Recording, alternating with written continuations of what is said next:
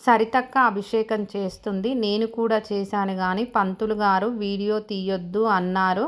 కీసరగుట్టపైన ఎక్కడ చూసినా శివలింగాలే కనిపిస్తాయి. శ్రీరాముడు సాయంత్రంలోపు శివలింగం తీసుకొని రావాలని, సాయంత్రంలోపు ప్రతిష్ఠించాలని ఆంజనేయ స్వామిని ఆదేశించాడు. కానీ ఆంజనేయ స్వామికి ఎన్ని శివలింగాలు తీసుకురావాలో అర్థం కాక 101 శివలింగాలు తోక కట్టుకొని తీసుకువచ్చాడు. ఈలోపు చీకటి పడింది. కావున రాములవారు సాయంత్రము ఇసుకతో శివలింగం తయారు చేసి పూజించి కీసరగుట్టపైన ప్రతిష్ఠించాడు. కావున శ్రీరామలింగేశ్వర స్వామి అని పిలుస్తారు.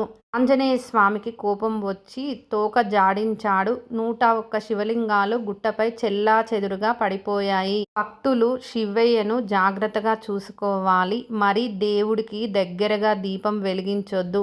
మనకు నొప్పి ఉన్నట్టు దేవునికి కూడా నొప్పి వస్తుంది. దేవుడిని మనం ఎంత జాగ్రత్తగా చూసుకుంటే దేవుడు మనని అంత జాగ్రత్తగా చూసుకుంటాడు.